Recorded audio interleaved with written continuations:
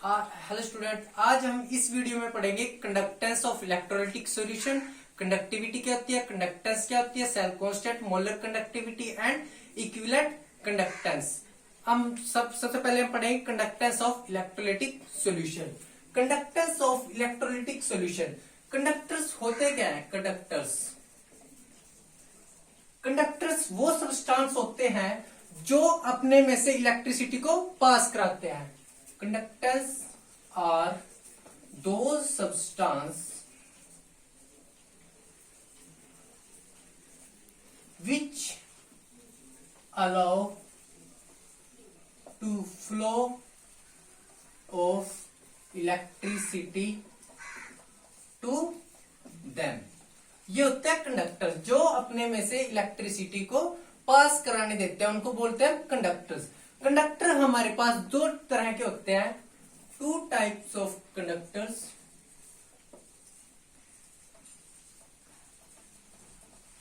First हमारे पास है electronic conductor. Electronic conductor वो होते हैं जिसमें डिकम्पोजिशन नहीं होती, जैसे मेटल, ग्रेफाइट और सेमीकंडक्टर, इसमें डिकम्पोजिशन नहीं होती। those conductor which conduct electricity without undergoing decomposition, जिसमें डिकम्पोजिशन नहीं होती आयंस की, उसको बोलते हैं हम electronic conductor. For example metals, graphite. Metals में क्या होता है, जैसे सोडियम मेटल है, एल्यूमिनियम मेटल है, आयरन मेटल है। आयरन मेटल में आयरन से ही, रोड से ही इलेक्ट्रिसिटी कंडक्ट होगी, ना कि उसमें डिकम्पोजिशन होगा। सेकंड है हमारे पास इलेक्ट्रोलाइट्स।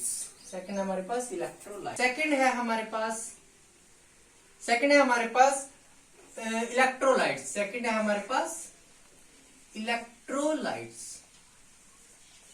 इलेक्ट्रोलाइट्स में क्या होता है, डिकम्पोजिशन होती है इसमें, डिकम्पोजिशन। जैसे NaCl है, NaCl को हम वाटर में डिसोल्व करेंगे तो किसमें आयन में ब्रेक होगा, Na+Cl नेगेटिव। जो करंट इन आयन के द्वारा फ्लो करेगा उसको हम बोलते हैं इलेक्ट्रोलाइट्स। ये होते हैं इलेक्ट्रोलाइट्स। इसकी डेफिनेशन लिख लो, those conductor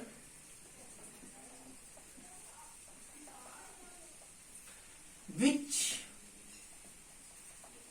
undergoes decomposition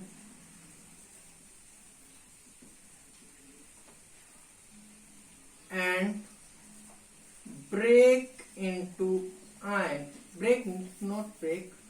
produce ion and conduct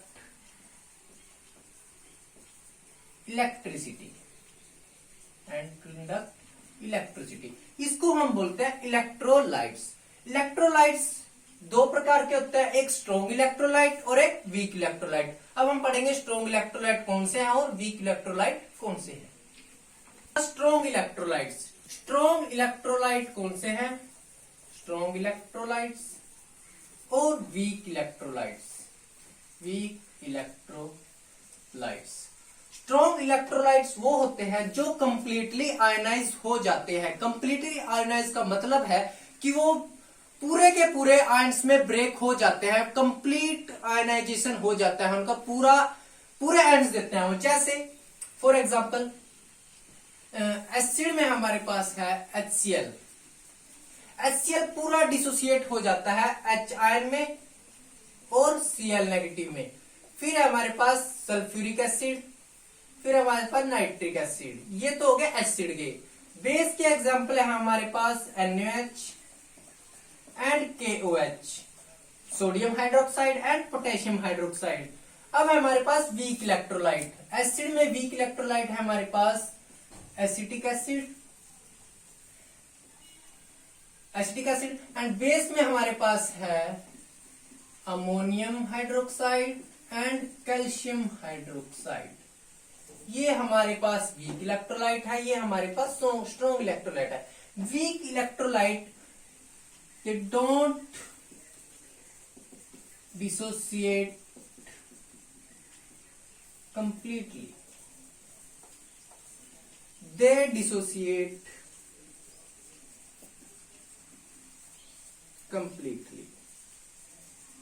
ये कंप्लीटली डिसोसिएट हो जाते हैं, ये डिसोसिएट नहीं होते। ठीक है, अब हम पढ़ेंगे फैक्टर अफेक्टिंग द कंडक्टेंस। अब हम पढ़ेंगे फैक्टर अफेक्टिंग इलेक्ट्रोलिटिक कंडक्टेंस कि इलेक्ट्रोलिटिक कंडक्टेंस को कौन कौन से फैक्टर अफेक्ट करते हैं। फर्स्ट है हमारे पास nature of electrolyte.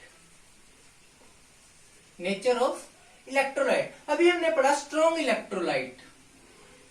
Strong electrolyte में होगा क्या, स्ट्रॉन्ग इलेक्ट्रोलाइट कंप्लीटली आयनाइज हो जाते हैं, कंप्लीटली आयनाइज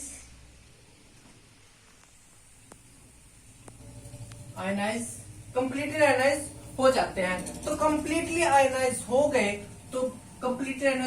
तो ग्रेटर आयन प्रोड्यूस।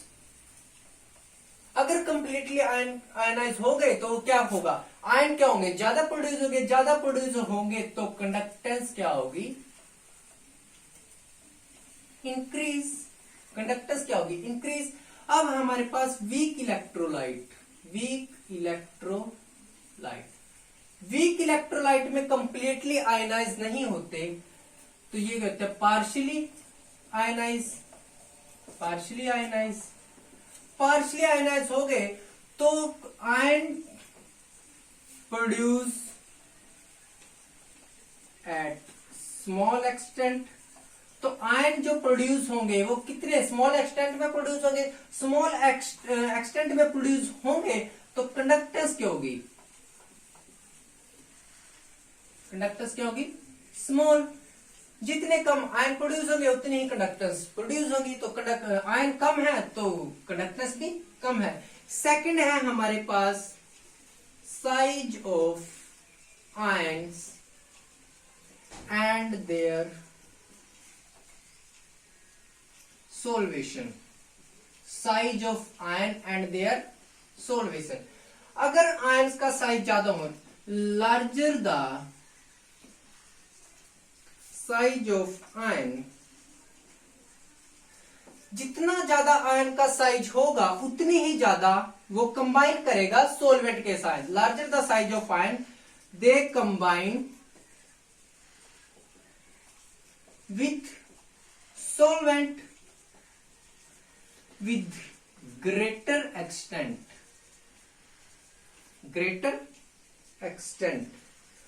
तो सोलवेंट के साथ वो कंबाइन करके रहेगा तो वो फ्रीली मूव नहीं करेंगे, आयन फ्रीली मूव नहीं करेंगे तो कंडक्टेंस क्या होगी,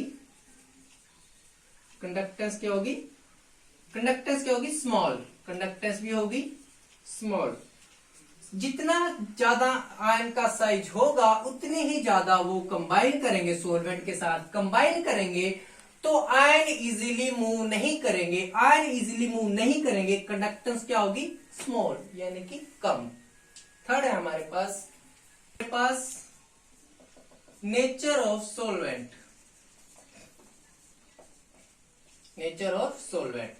अगर सोलवेंट पोलर होगा, इफ solvent is polar, तो क्या होगा, कंप्लीटली आयनाइज होगा। मीन्स ग्रेटर एक्सटेंट में आयनाइज होगा। अगर सोलवेंट पोलर हुआ तो ग्रेटर एक्सटेंट में आयनाइज होगा, तो आयन भी ज्यादा प्रोड्यूस होंगे। आयन्स ज्यादा प्रोड्यूस होंगे तो कंडक्टेंस भी क्या होगी, ज्यादा। कंडक्टेंस क्या होगी, increase. If solvent is non polar, solvent अगर नॉन पोलर हुआ तो कंडक्टेंस क्या होगी, कम। डिक्रीज कंडक्टेंस, कंडक्टेंस क्या होगी, कम। फोर्थ है हमारे पास concentration of solution. Concentration of solution, एक कंसंट्रेशन ऑफ सॉल्यूशन में क्या होगा, अगर हमारे पास हाई कंसंट्रेशन हुई, हाई कंसंट्रेशन, तो कंडक्टेंस क्या होगी, कम। कंडक्टेंस क्या होगी, कम। वो हम चेक करेंगे अभी, कंडक्टेंस क्या होगी, कम।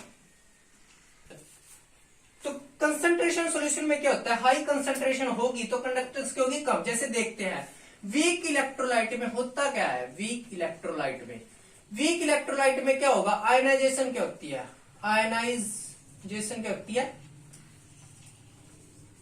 लेस, आयनाइजेशन लेस होती है। और स्ट्रॉन्ग में क्या होता है, स्ट्रॉन्ग इलेक्ट्रोलाइट में इंटर आयनिक अट्रैक्शन क्या होती है, इंटर आयनिक अट्रैक्शन हाई होती है, तो आयनाइजेशन लेस होती है, इसमें इंटर आयनिक अट्रैक्शन ज्यादा होती है। इसकी वजह से इनकी कंडक्टेंस क्या होती है, कम होती है। अगर हम डाइल्यूट कर दे सॉल्यूशन को, डाइल्यूट कर दिया सॉल्यूशन, आयनाइजेशन क्या हो जाएगी, इंक्रीज, क्योंकि हम जितना ज्यादा वाटर डालेंगे, जितना ज्यादा हम सोलवेंट उसमें डालेंगे, तो आयन क्या हो जाएंगे, कंप्लीटली आयनाइज होना शुरू हो जाएंगे। जितना हम उसमें सोलवेंट डालेंगे उतना ही ज्यादा वीक इलेक्ट्रोलाइट में आयंस क्या हो जाएंगे, ज्यादा प्रोड्यूस होंगे। ज्यादा प्रोड्यूस होंगे तो कंडक्टेंस क्या होगी, ज्यादा। तो वीक इलेक्ट्रोलाइट में कंडक्टेंस इंक्रीज हो जाएगी डाइल्यूशन करने पर।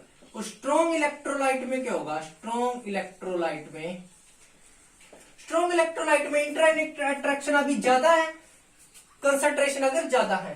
अगर हम कंसंट्रेशन को क्या कर दे, अगर डाइल्यूट कर दे, अगर डाइल्यूट कर दिया तो आयंस क्या हो गए, दूर दूर हो गए, आयंस दूर दूर हो गए तो कंडक्टेंस क्या हो जाएगी, इंक्रीज। कंडक्टेंस क्या हो जाएगी, इंक्रीज। ये था हमारा फैक्टर अफेक्टिंग इलेक्ट्रोलिटिक कंडक्टेंस। हम पढ़ेंगे हमें ओम्स लॉ का पता है। ओम्स लॉ क्या होता है, ओम्स लॉ, ओम्स लॉ होता है R upon voltage, R is equal to voltage upon current, means volt upon ampere. और हमें पता है रेजिस्टेंस क्या होता है, rho L upon a. R इसमें होता है रेजिस्टेंस, रो होता है हमारे पास रेजिस्टिविटी, एल होता है लेंथ, एंड ए होता है area of cross section, area of cross section. तो ये हमारे पास रेसिप्रोकल ऑफ रेजिस्टेंस क्या होगा, रेसिप्रोकल ऑफ रेजिस्टेंस होता है हमारे पास कंडक्टेंस। रेसिप्रोकल ऑफ रेजिस्टेंस क्या होता है, कंडक्टेंस। और कंडक्टेंस को हम डिनोट करते हैं, it is denoted by G, it is denoted by G. 1/r is equal to G. तो ये होता है हमारे पास जी, कंडक्टेंस क्या आ गया, रेसिप्रोकल ऑफ रेजिस्टेंस। ये हमारे पास रेजिस्टेंस है। रेजिस्टेंस की यूनिट क्या होती है, unit of resistance is, unit of resistance is ohm, ohm होती है। तो कंडक्टेंस की यूनिट क्या होगी हमारे पास, कंडक्टेंस की यूनिट हो गई इनवर्स ओम, इनवर्स ओम। इनवर्स ओम को हम लिखते हैं साइमन, साइमन। तो कंडक्टेंस की यूनिट क्या होगी हमारे पास, साइमन या फिर इनवर्स ओम। पढ़ेंगे specific conductance, specific conductance. Specific conductance क्या होता है, जैसे हम R is equal to rho L upon A होता है, हम इसका रेसिप्रोकल लेते हैं 1/r 1/रो, ये होता है हमारा L अपॉन ए। 1/r क्या होता है, कंडक्टेंस, और 1/रो क्या हो गया, काप्पा। 1/रो क्या हो गया, काप्पा। और ये हो गया हमारे पास A अपॉन एल। तो G इज इक्वल टू के A बाय एल। ये हमारे पास काप्पा हो गया स्पेसिफिक कंडक्टिविटी और कंडक्टेंस। स्पेसिफिक कंडक्टिविटी और कंडक्टेंस। तो इसकी हम डेफिनेशन लिखेंगे, definition of conductivity, it is the conductance of, it is the conductance of 1 ml solution. It is the conductance of 1 ml solution. हम देखेंगे 1 ml solution कैसे। अगर हम लेंथ को मान ले 1 सेंटीमीटर और एरिया हम ले ले 1 सेंटीमीटर स्क्वायर, तो वॉल्यूम क्या होता है हमारे पास? वॉल्यूम क्या होता है? Length into area. वॉल्यूम क्या होता है? Length into area. तो length 1 centimetre into 1 centimetre square, ये हो गया 1 सेंटीमीटर का क्यूब, और 1 सेंटीमीटर क्यूब होता है हमारे पास 1 ml। 1 सेंटीमीटर क्यूब कितना होता है हमारे पास? 1 ml। तो ये हमारे पास क्या हो गया? कंडक्टिविटी की डेफिनेशन क्या होती है? It is the conductance of 1 ml solution. 1 ml solution कब होगा? जब लेंथ हमारे पास क्या हो? 1 सेंटीमीटर हो और एरिया हमारे पास हो 1 सेंटीमीटर स्क्वायर। एरिया हमारे पास क्या हो? 1 सेंटीमीटर स्क्वायर। तो हम यूनिट देखेंगे अब, यूनिट। अभी हम इसमें देखते हैं, इस क्वेश्चन में देखते हैं, एरिया हमारे पास क्या था? 1 सेंटीमीटर स्क्वायर। लेंथ क्या रख लिया हमने? 1 सेंटीमीटर। यहां से यहां ये कट गया, तो हमारे पास जी हमारे पास आ गया के। जी हमारे पास क्या आ जाएगा? के। तो कंडक्टेंस ऑफ 1 ml सॉल्यूशन हमारे पास आता है कंडक्टिविटी। तो unit of conductivity is, unit of conductivity क्या आएगा हमारे पास? ये हमारे पास क्या होती है? साइमन। ये क्या होती है? साइमन। जी हमारे पास साइमन होती है। लेंथ हमारे पास क्या होगी? सेंटीमीटर में या फिर मीटर में, और इसका हम नीचे ले जाएंगे तो एरिया क्या होगा? सेंटीमीटर स्क्वायर में। तो इससे क्या हो जाएगा? 1 सेंटीमीटर कट गया, तो इसकी आ गई साइमन सेंटीमीटर इनवर्स और साइमन मीटर स्क्वायर। तो हमारे पास यूनिट ऑफ कप्पा हम आ गई हमारे पास साइमन सेंटीमीटर इनवर्स और साइमन मीटर इनवर्स, या फिर हम इसको ऐसे लिख दे, साइमन और साइमन मीटर। अब हम पढ़ेंगे equivalent conductivity. Equivalent conductivity, equivalent conductivity की डेफिनेशन देख लो आप क्या होगी। इक्विवेलेंट कंडक्टिविटी की it is the conductance of 1 gram equivalent solution. It is the conductance of 1 gram equivalent solution. हमें पता है काप्पा क्या था हमारे पास? काप्पा था हमारे पास कंडक्टेंस ऑफ, काप्पा क्या था? Conductance of 1 ml solution. Conductance of 1 ml solution. अब हम देखते हैं, जैसे हमारे पास ये एक बीकर है, इसमें सॉल्यूशन भरा हुआ है, इसकी नॉर्मेलिटी हमारे पास कुछ है, नॉर्मेलिटी n। इसके अंदर 1 ग्राम इक्विवेलेंट NaCl लिया है हमने। 1 ग्राम इक्विवेलेंट क्या लिया है? NaCl। तो इसका वॉल्यूम कैसे निकालेंगे हम? वॉल्यूम नॉर्मेलिटी हमारे पास क्या होती है? नॉर्मेलिटी होती है gram equivalent upon volume in litre, volume in litre. तो gram equivalent volume in litre होता है हमारे पास। तो नॉर्मेलिटी क्या होती है हमारे पास? Gram equivalent upon volume in litre, volume in litre. तो ग्राम इक्विवेलेंट क्या लिखा था हमने? 1। ये हमारे पास वॉल्यूम हो गया किसमें? लीटर में, और ये हमारे पास नॉर्मेलिटी होगी। तो वॉल्यूम आ गया हमारे पास, volume in litre is equal to 1 upon normality, 1 upon normality.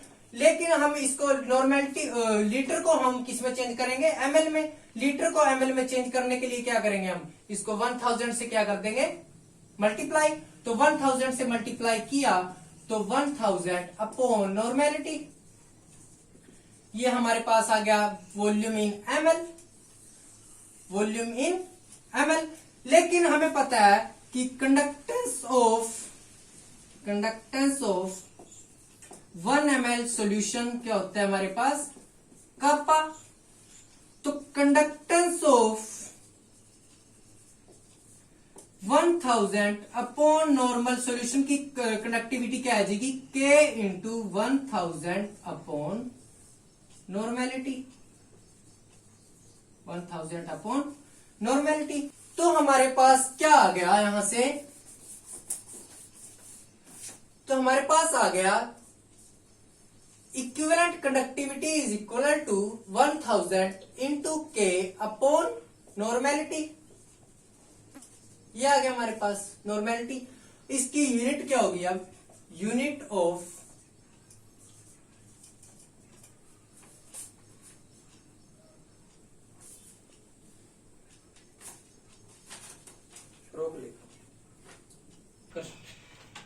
कापा की यूनिट क्या होती है हमारे पास, कापा की यूनिट होती है साइमन पर मीटर अपॉन नॉर्मेलिटी क्या होती है, gram equivalent per metre cube, gram equivalent per metre cube. तो ये साइमन और ऊपर जाके मीटर क्यूब ऊपर चलेगा तो मीटर स्क्वायर, और ये हो गया ग्राम इक्विवेलेंट इनवर्स। तो यूनिट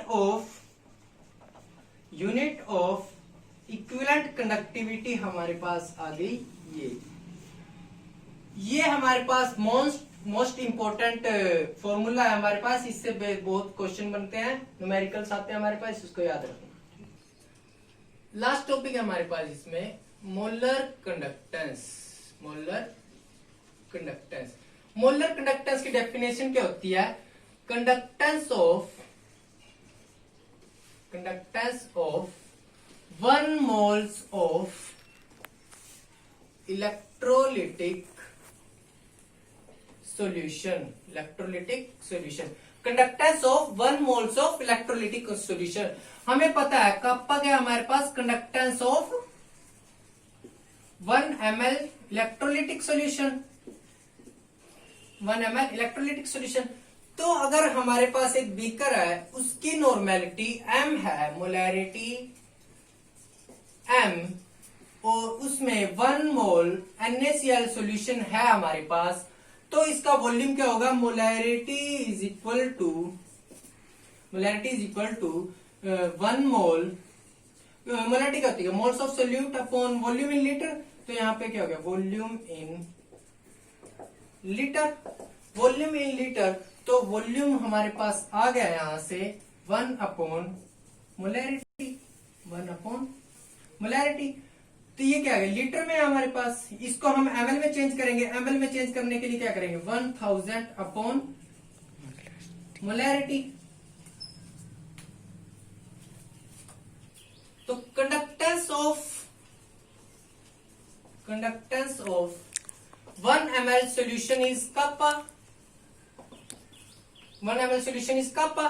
तो conductance of 1000 upon m molarity solution की कंडक्टेंस क्या होगी, कप्पा इंटू 1000 अपॉन मोलैरिटी, यही होगी हमारे पास K इंटू 1000 अपॉन मोलैरिटी, इतने वॉल्यूम की। तो इसको हम नोट करते हैं लैम्डा m से मोलर कंडक्टेंस को। तो हमारे पास आ गया 1000 into K kappa is conductivity upon molarity. तो इसकी जो यूनिट होगी, unit of molar conductance is equal to, इस कप्पा की क्या होती है हमारे पास, साइमन इनवर्स। और मोलैरिटी की क्या होती है, moles per litre. Moles per litre को किस में चेंज करेंगे, लीटर को किस में चेंज करेंगे, मीटर क्यूब में। तो ये होगी हमारे पास मोल्स पर मीटर क्यूब। तो ये ऊपर जाके क्या होगा, साइमन मीटर स्क्वायर पर मोल्स, इसको सेंटीमीटर में भी चेंज कर सकते हैं हम। सेंटीमीटर में चेंज करने के लिए क्या करेंगे, साइमन सेंटीमीटर स्क्वायर पर मोल। ये हमारे पास आ गई मोलर कंडक्टेंस की यूनिट। जो बाकी नेक्स्ट टॉपिक है हम अगली वीडियो में करेंगे। Thank you.